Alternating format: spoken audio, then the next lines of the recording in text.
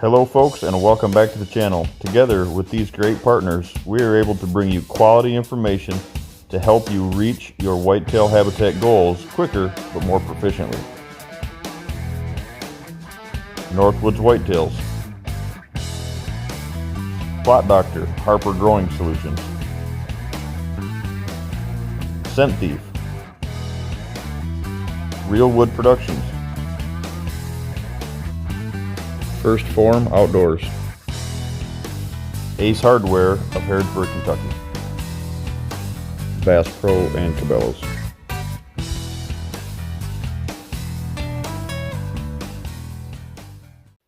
Good morning, folks. Welcome back into the studio here, into the lodge this morning. Going to share a video with you here, kind of an extension to a video that I did over a cup of coffee this morning. A couple of days ago, I posted that video about the importance of understanding what is the number one reason that whitetail habitat improvements fail. And we talked about knowing that, understanding that, having that knowledge base, if you will, right? Understanding that terminology between TSI and FSI and where that needs to be placed.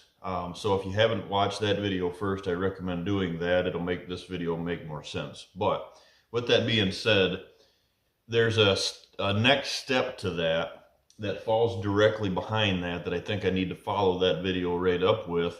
And I did that for a reason, knowing that we were going to lead into this topic.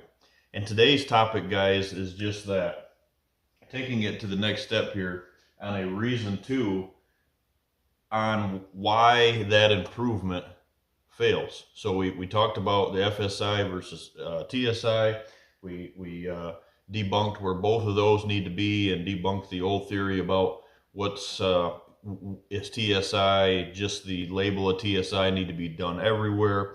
And we kind of researched and went through that. And today what we're going to talk about is just this. When you get into that placement side of it, the placement side is very important, and it may be the number one. It falls in the top 5 for sure, right? But the placement, not only the placement of trying to keep that flow together, right, and trying to maintain that flow and to promote that movement, can you get yourself in trouble placing that habitat in the wrong place? And the answer is yes. So the other day we talked about placement on which side of the line to travel, and today we're going to talk more about the placement where not to put that to get yourself into trouble as far as getting into and out of the stand location. So we're going to go up here to the board, guys, and we're going to talk just that. The other day when I was labeling these out to try to help folks understand what side of the line of travel, that FSI or those habitat pockets, right? Those pockets we're doing FSI inside of those pockets. Which side of that line of travel those needed to be on. And today we're going to talk about how you put that in front of, or, still maintain that downwind side of those bedding areas on them hunting strategies without getting yourself in trouble. And sadly, guys, this situation right here is I talk to clients about this all the time. This situation right here, it's not that it's a bad hunting strategy, right? The problem with it is when I travel the country and I see this a lot of times. The problem with this is, guys, if you go into this location right here, which is directly in front of the tree stand, which puts you directly downwind of that bedding area, and you do the hinge cutting and you do the FSI, so you remove the canopy, you get a bunch of good growth there. We are promoting bedding by doing that, right? You're promoting bedding. So you place that bedding right in front of the stand, and sadly, most of the folks that I get to that have worked with somebody else and someone has recommended to do that right in front of the stand, the clients that are trying to get in and out of that stand location are failing. And the reason for that is they can't get in and out without getting busted. If you get into it in the morning, when the deer aren't in here, the deer are out in your ag and you're out in your food plots and they're circulating back through these areas. The problem is, when they settle back into these pockets, today it could be this one, tomorrow it could be that one, they could be all three. You build those to promote bedding, and then all of a sudden you've got these deer locked in front of you. And what if it's in October, or it's not just the perfect time of that, that peak of the rut, or that rut that first week of November in a lot of places, let's say, right? What if it's not that time? Now you're locked into that spot because you cannot get out of Dodge, right? So that's why I err on the side of caution with that. So a lot of folks always ask me, okay, if you say don't build these right in front of the stand, what is the protocol, right? What is the calling card, or how do you build those to not get yourself in trouble? So what this is, guys, is I like to first and foremost these from the stand location in. So let's start here. So from the stand location in, I always make sure, and I always encourage folks, if you're going to make improvements to your access, make sure that you're placing your debris this way of your access, right? Parallel to your access. Just like this, blocking every hole that you can over time off. And what that does is it keeps deer travel when they're coming down into here. It keeps them from wanting to be downwind of your stand location and into your scent cone. What you'll find is when they're walking down through there, you're going to find this movement. If they know that this blocker is here, they're going to read that blocker about 30, 50 yards before they get to it, depending on the vegetation in here. And the next thing you know, now instead of that movement, we have this movement past your stand location. So that's one thing to keep in mind. Why I'm touching on this right here, guys, with you before we go into this. This here is so important because if you hinge cut any of this stuff, right?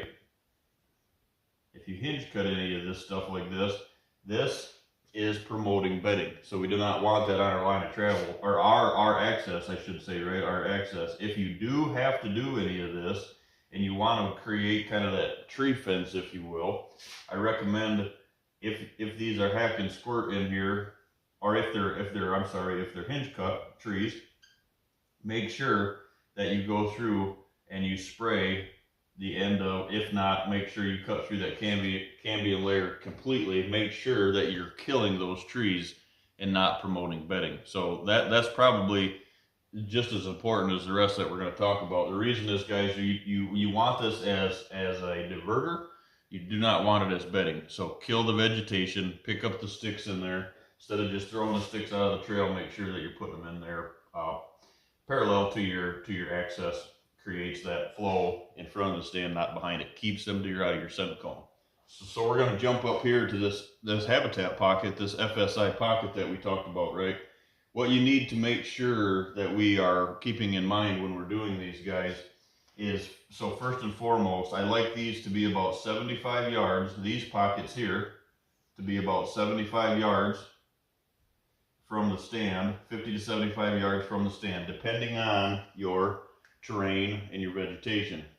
Closer you can get these to you in hill country or because of the undulation of the land, the contour of the land is actually in your favor.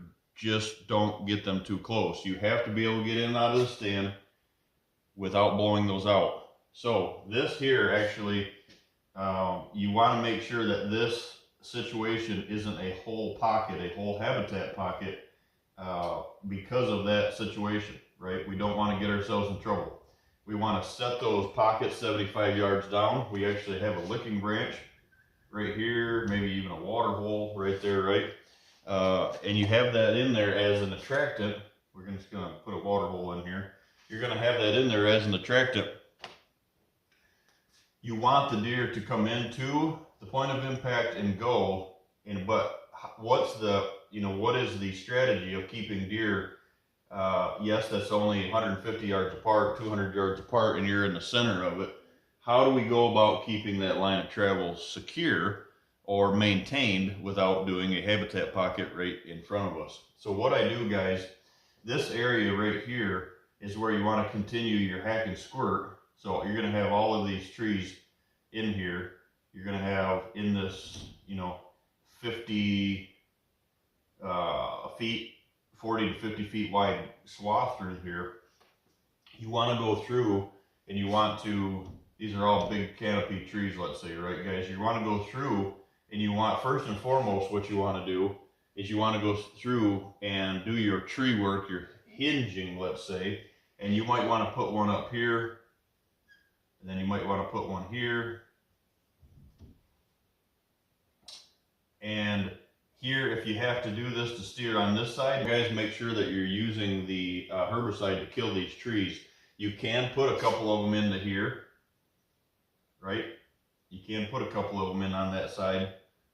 Just make sure that these are sprayed and killed, they're not alive. These ones can stay alive, hinge cut, because it's a very, hinging is a tool not only to divert deer, right, but it's also a method to give food to the, at their 3 foot, their head height, 3 foot off the ground and down. So these are okay if they stay alive. We don't want all of these to be hinge cut all the way through here, promoting that bedding, because in that theory you have a habitat pocket. You could. It's surprising how much just one of those tops sometimes can hold deer, and it never fails, right? Murphy's Law, you go in there and it's, there's 100 tops in the woods and he's going to bed in that top right in front of you, and you're going to blow that situation out, bucks or does. But your luck is probably like mine, where it's going to be that your shooter that's going to bed in here when there's 100 foot pocket or 75 foot pockets over here, and he's going to choose this top right there in front of you. But where you want to take it to the next level is, so you don't get yourself in trouble, that's where hack and squirt comes in. So instead of doing all of these trees into hinging, we come through and we do about 30% of those into the hack and squirt. So you're killing these trees off in here, and now you've got this big opening where that canopy was. Now you've got this big opening in the sky, and all of a sudden you're letting all this sunlight down to the forest floor. And what this is, guys, the stem count then stays thick in this area, and then your transition is mulched out through the center of it, 5 to 6 feet wide, or DR trimmer wide, 2-3 foot wide, whatever your choice is, through the center of it. Now it's secure. And the reason I bring this up, so there's two things here, right? One, now, because it's a secure line of travel, they feel secure in it. We're to the outside. We're keeping our wind out of it. We're getting in and out of the stand without a big habitat pocket being up there. There's a less chance of a deer bedding in these tops right in front of us. We're still able to steer because of the upright vegetation that we're mulching a hole through. Because this is a bypass point of impact, when this hunt is done and you want to get out of Dodge, right? You want to get out of the stand, move to a PM location or whatever that case is, or you're not able to hunt till the next day, you can get down out of the stand location and get out the back door, and none of this is interrupted.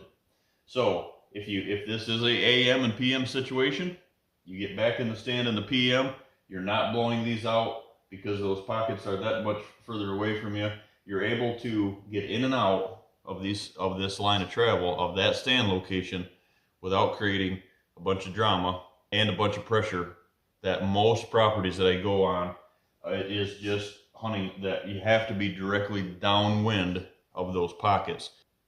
Of why whitetail habitat improvements fail is because they're right smack dab in front of the stands.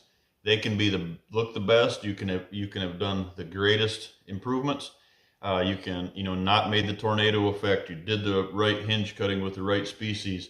Boy, it looks great. Your stem count's through the roof, and you created a bunch of browse. But if you can't get in and out of that tree stand location without blowing the deer out of there, it's all for none. So take this one to heart, guys. Like I said on the first video, before you start that saw, just really think this stuff through before you just blow into the woods and create more of a problem for yourself instead of a cure.